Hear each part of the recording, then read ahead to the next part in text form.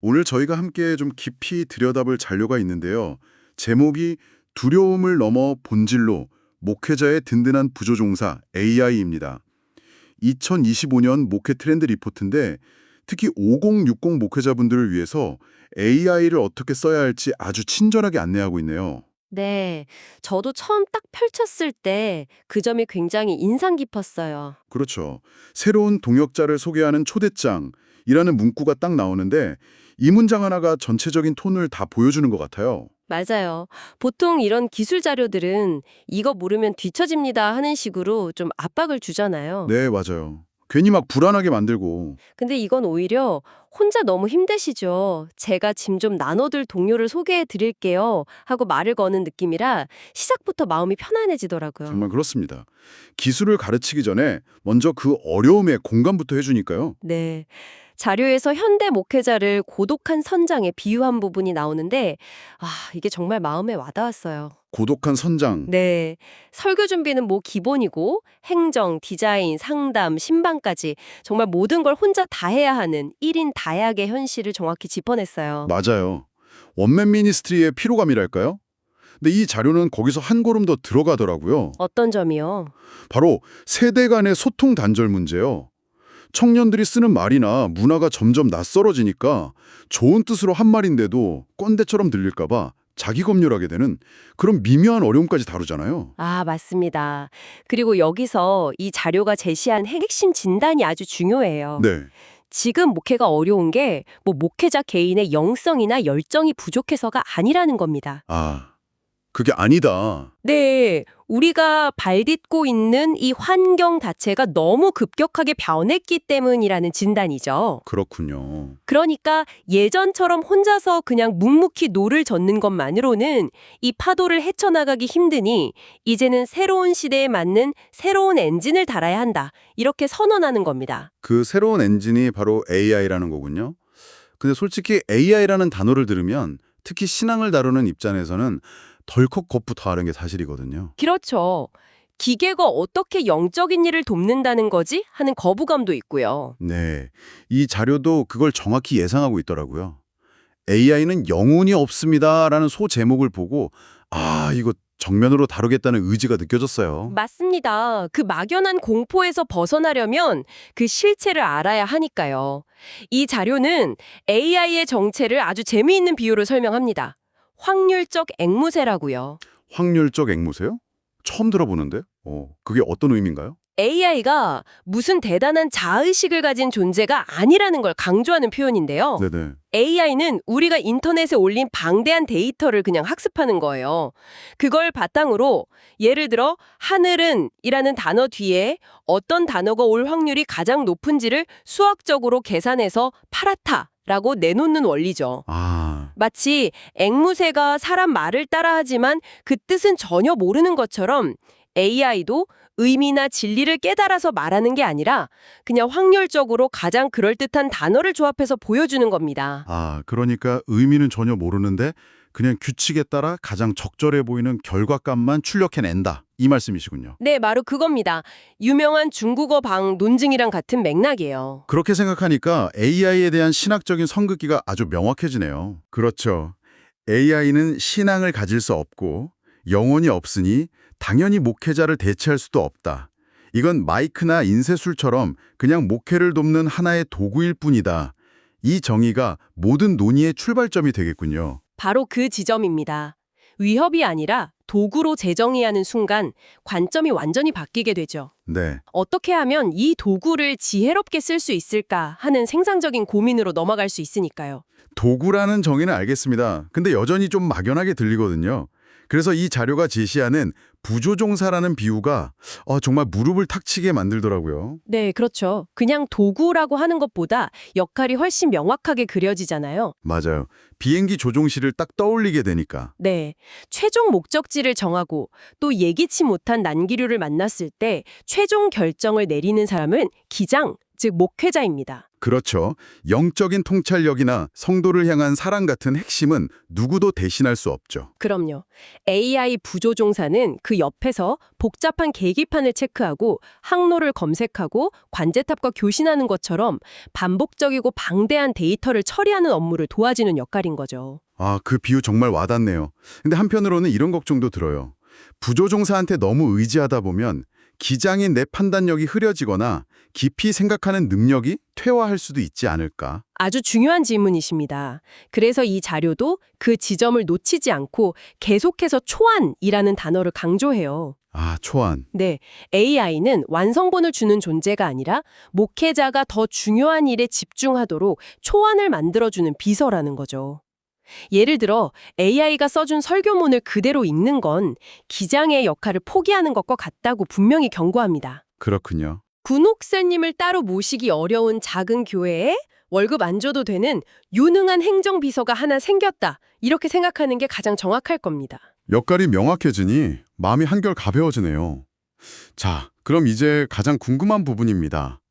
머리로는 이해가 돼도 막상 그래서 이걸로 당장 뭘 할 수 있는데 이 질문이 바로 나오거든요? 그럼요.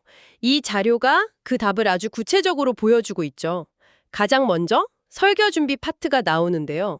여기서부터 시간 단축 효과가 정말 드라마틱하게 나타납니다. 오, 가령 심령이 가난한 자는 복이 있나니 이 말씀을 준비한다고 해보죠. 예전 같으면 서재에 가서 칼빈 주석, 루터 주석, 현대 주석까지 수십 권을 뒤적여야 했잖아요. 맞아요. 책 찾아서 밑줄 긋고 또 그걸 타이핑해서 정리하는 데만 반나절은 그냥 가죠. 근데 AI에게는 이렇게 질문하면 끝입니다. 마태복음 5장 3절, 심령이 가난한 자에 대한 칼빈과 루터의 해석을 비교해서 핵심만 요약 정리해줘. 와, 이렇게 요청하면 1분 안에 두 신학자의 관점을 비교한 표가 딱 나오는 거죠. 수십 권의 책을 뒤지는 시간을 단 1분으로 줄여주는 겁니다. 와, 그건 정말 혁명적인데요. 근데 여기서 또 걱정이 하나 생깁니다. AI가 주는 정보가 다 정확하다는 보장이 없잖아요. 인터넷에 떠도는 이상한 신학이나 가짜 정보를 가져올 수도 있는 거 아닌가요? 정확하십니다.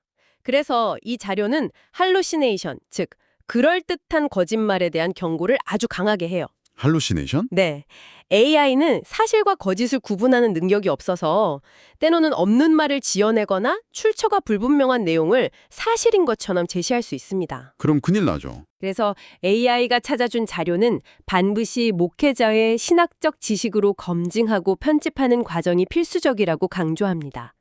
AI는 자료를 수집하는 연구 조교이지 최종 논문을 쓰는 교수가 아니라는 점을 잊으면 안 되는 거죠. 검증의 책임은 오롯이 목회자에게 있다. 단순히 자료 검색뿐만 아니라 설교의 적용점을 찾는 데도 도움을 받을 수 있다면서요. 네, 오히려 그 부분이 더 강력한 기능일 수 있습니다. 예를 들면요. 이 본문을 2025년 한국에서 고금리 대출로 힘들어하는 50대 가장의 상황에 적용할 만한 예화를 찾아줘. 이렇게 구체적으로요. 그러면 AI가 그에 맞는 뉴스 기사나 이야기들을 찾아줍니다. 아, 목회자가 모든 성도의 삶의 정황을 다 알기 어려운데 AI가 시대의 아픔과 성경 말씀을 연결해주는 다리가 되어줄 수 있겠네요. 바로 그거죠. 설교 준비만으로도 엄청난데 목회 행정 업무는 정말 게임 체인저 수준이더라고요. 3시간 걸리던 노예 보고용 공문 작성이 10분으로 줄어든다니 깜짝 놀랐습니다. 저도 그 부분이 참 인상 깊었습니다.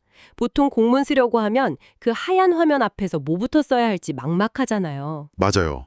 한숨부터 나오죠. 그걸 백지의 공포라고 표현했더라고요. 네, 근데 AI에게는 그냥 핵심 내용만 툭툭 던져주면 돼요. 지난달 새신자 현황, 재정보고, 다음 달 행사 계획 포함해서 노예 보고서 초안 좀 격식에 맞게 써줘 라고요. 와, 그러면 AI가 그럴듯한 초안을 순식간에 만들어주죠. 목회자는 창조자의 부담에서 벗어나 AI가 만든 초안을 검토하고 수정하는 관리자가 되면 되는 겁니다. 생각하는 방식 자체를 바꿔야겠네요. 내가 다 쓴다 해서 AI가 쓴 걸 내가 고친다로요. 맞습니다. 목회적 돌봄, 그러니까 신방이나 위로 문자를 보냈는데도 AI를 활용할 수 있다는 아이디어는 좀 뜻밖이었어요. 그런 건 사람의 진심이 담겨야 하는 영역 아닌가요? 저도 처음엔 그렇게 생각했는데요. 자료를 읽어보니 그게 오해였다는 걸 알게 됐습니다. AI에게 진심을 담아달라고 시키는 게 아니더라고요. 그럼 어떻게 하는 거죠? 예를 들어 암 수술을 앞둔 60대 권사님께 보낼 위로의 문자를 시편 23편을 인용해서 따뜻한 어조로 작성해줘라고 요청하면 정말 정성스러운 초안이 나옵니다. 하지만 그건 말 그대로 초안일 뿐이죠. 아, 거기에 목회자가 직접 그 권사님 이름을 넣고 함께 기도했던 추억이나 그분만을 위한 진심 어린 마음을 더해서 완성하는 거군요. 바로 그거죠. 매번 어떤 말씀을 인용하고 어떤 구조로 써야 할지 고민하는 에너지를 아껴서 그 아낀 에너지를 오롯이 그 성도 한 사람을 떠오르고 기도하는 데 더 쏟을 수 있게 되는 거예요. 아, 에너지는 아끼고 사랑은 더 깊어집니다. 이 문구가 정말 큰 울림을 주네요. 그렇죠. 와, 그리고 신앙의 연단과 성화의 과정 같은 어려운 교리 용어를 청년들 언어로 해시태그 성장케가 되어 레벨업하는 과정 이렇게 번역해준다는 예시를 보고 진짜 웃음이 터졌어요. 저도요. 제가 설교 때마다 청년들 쓰는 단어 좀 써보려고 노력은 하는데 이게 잘못 쓰면 더 어색하고 라떼 느낌 나기 십상이거든요. 이건 정말 솔깃한데요. 그렇죠. 목회자의 권위는 지키면서 소통 방식은 유연하게 만들어주는 중간 언어 번역기 역할을 하는 셈입니다.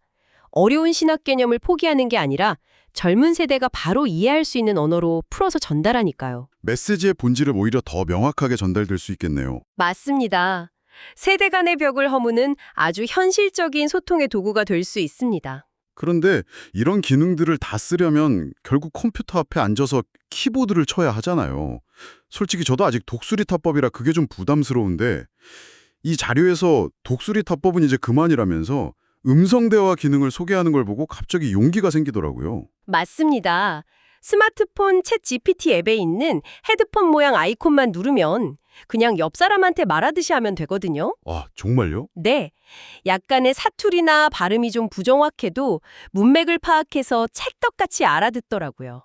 오히려 키보드로 치는 것보다 대화하듯이 말로 하는 게 훨씬 더 풍부하고 좋은 답변을 얻을 수 있다고 합니다. 대화하듯이 하라는 조언에서 한 걸음 더 나아가서 AI를 대하는 마음가짐 자체에 대한 팁도 주더군요. 기계가 아니라 인격적인 비서나 후배 목회자라고 생각하고 대화하라. 네. 안녕 김비서, 내가 지금 이런 고민이 있는데 이렇게 시작하라는 조언이 참 재미있었죠? 네. 근데 그게 그냥 심리적인 팁이 아니라 실제로 답변의 질을 높이는 아주 중요한 방법입니다.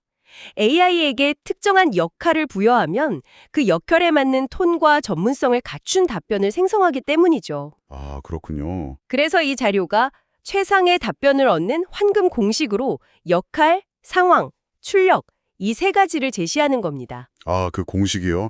저도 보면서 아주 유용하다고 생각했어요. 그냥 막연하게 청년부 수련회 프로그램 짜줘 이렇게 묻는 게 아니라 공식을 적용해서 질문하는 거죠. 네, 한번 예를 들어볼까요? 너는 20년 차 베테랑 청소년 사역 전문가야. 역할. 지금 우리 교회 청년부 수련회를 준비하는데 예산이 너무 부족해서 걱정이 많아. 상황. 네. 세 가지만 구체적인 진행 방식과 함께 표로 정리해줘. 출력. 와. 이렇게 질문하면 그냥 아이디어만 툭 던져주는 게 아니라 정말 20년 차 전문가가 고민한 것 같은 깊이 있는 결과물을 얻을 수 있다는 원칙입니다. 질문이 구체적일수록 답변도 똑똑해진다. 이제 정말 시작해보고 싶다는 마음이 드실 것 같은데요.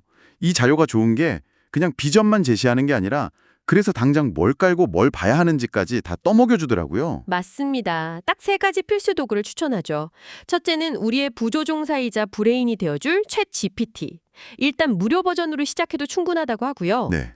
둘째는 디자인 비서 역할을 해줄 미리 캔버스.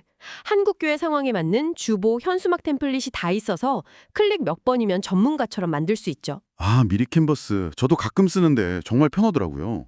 그리고 마지막으로 이 모든 걸 영상으로 친절하게 알려줄 선생님으로 유튜브 채널 감자나라 AI와 데키럽을 추천하고 있습니다.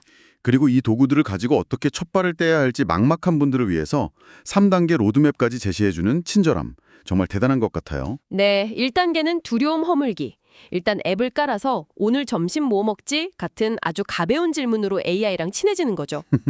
일단 친해지기. 네, 2단계는 작은 성공 맛보기. 다음 주 대표 기도문 초안을 부탁해보면서 이게 진짜 내 일을 줄여주네? 하고 체감하는 겁니다. 아, 체감하는 게 중요하겠네요. 그럼요. 그리고 마지막 3단계가 바로 목회 시스템의 통합하기입니다.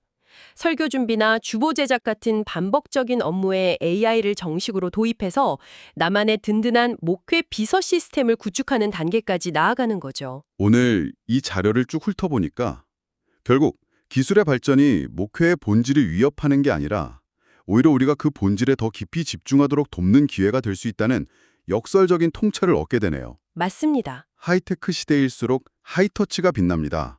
이 문장이 이 자료의 모든 메시지를 압축하고 있는 것 같아요. 네. 기술은 차갑지만 그 기술을 사용하는 목회는 따뜻해야 한다는 점을 분명히 하는 거죠. AI 같은 하이테크가 행정 업무나 자료 검색을 대신해 줄수록 목회자는 역설적으로 인간만이 할 수 있는 공감의 눈맞춤, 따뜻한 손길, 영적인 돌봄 같은 하이터치에 더 많은 시간과 에너지를 쏟을 수 있게 된다는 겁니다. 결국 AI는 시간을 벌어주는 도구고 그 벌어준 시간을 어디에 쓸지는 결국 목회자의 영성과 철학에 달렸다는 이야기군요. 바로 그렇습니다. 마지막 장에 나오는 도구는 손에, 방향은 마음에 라는 문구가 긴 여운을 남깁니다. 인공지능이라는 거대한 파도를 막을 수는 없겠지만 그 파도 위에서 서핑보드의 방향을 결정하는 건 결국 우리 자신이라는 뜻이겠죠. 이 자료는 두려워 말고 문을 열어보라며 당신을 도울 새로운 부조종사가 이미 준비되었다는 말로 끝을 맺습니다. 이 대화를 듣고 계신 당신께 마지막으로 질문을 던져보고 싶습니다. 당신의 목회라는 비행에서 이 새로운 부조종사에게 어떤 임무를 가장 먼저 맡겨보고 싶으신가요? 그리고 그 임무를 통해 확보한 그 소중한 시간과 에너지로 당신은 어디에 또 누구에게 더 깊이 다가가고 싶으신가요?